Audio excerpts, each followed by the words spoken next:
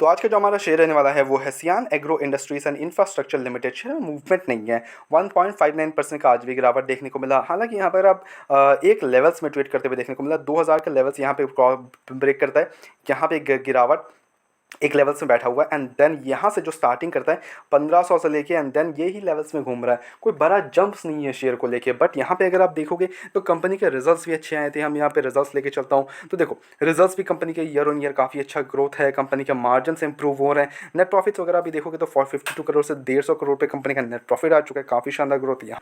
तो results basis पे yes movement आए थे, बट वहाँ से कुछ ब्रेकआउट का कंफर्मेशन नहीं मिलता आपको। चार्ट भी समझना इंपॉर्टेंट है। अगर आप इसके चार्ट पे अभी आप गए तो एक लेवल्स में बैठा हुआ है शेयर, ठीक है। अब इस लेवल्स को अगर 200 डीएमए को अगर निचले लेवल से ब्रेक करता है तो ये नेगेटिव ट्रेंड में जोन में चला जाएगा और ये नेगेटिव टोन जा सकता है अप्रॉक्स वैसे से वही 700 और 1000 के लेवल्स को एंड देन वहाँ से अगर फिर ब्रेकडाउन करता है तो वो नीचे जा सकता है। बट यहाँ पे एक लेवल्स में बैठा हुआ था और इसने एक नेगेटिव ट्रेंड जोन पे जाते हुए देखने को मिल रहा है, 200 डीएमए के आसपास ही है और ये अगर ब्रेक करता है तो और भी नेगेटिव होते हुए देखने को मिल सकता है शेयर। तो देखो चार्ट भी कुछ समझना अंडरस्टैंडिंग है।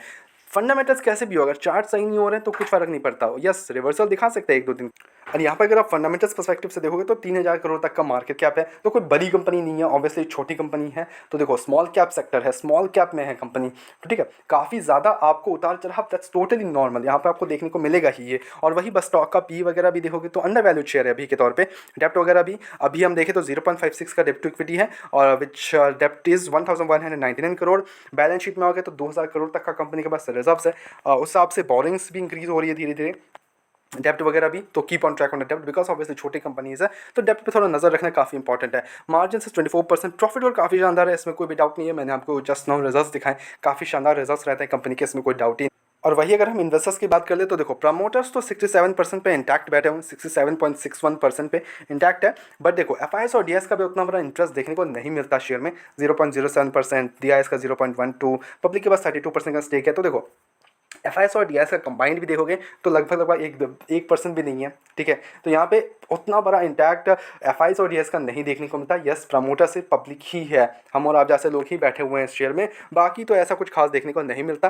अब ऑब्वियस सी बात है, अब यहाँ पे अगर आप एक्सपेक्ट कर रहे हो कि देखो यहाँ पे मैं लेके चलना चाहूँगा 5 ईयर का टाइम फ्रेम दे रही हूँ, शेयर लिटरली मूव करता नहीं है, कुछ भी नहीं कर रहा था, एक लेवल से बैठा हुआ था। उसके बाद जो ये मूवमेंट आना स्टार्ट हुआ ना, यहाँ से इतना बढ़िया रिटर्न्स के बाद व्हाट आर यू एक्सपेक्टिंग कि फिर से शेयर भागते रहेगा, that's not at all possible. तो वैसे काम नहीं करता मार्केट, ये चीज़ अंडरस्टैंड कर लो, ठीक है। वैसे बिल्कुल भी काम नहीं करता कि हाँ हर रोज भागे जा रहा है शेयर, नॉट एट ऑल भाई, वैसे काम नहीं करता मार्केट। एक लेवल से भागता है, अगेन एक अच्छी गिरावट, काफ़ी time consolidation and then again एक मूवमेंट, तो वो एक स्ट्रैटेजी बनती है। ये नहीं कि शेयर मतलब भागे जा रहा है भागे जा रहा है भागे जा रहा है, क्यूपिड थोड़ी है भाई, ठीक है। एग्जांपल जैसे तौर पर दे रहा हूँ, बट काफ़ी टाइम लगता है एक शेयर को मूवमेंट आने में, ठीक है।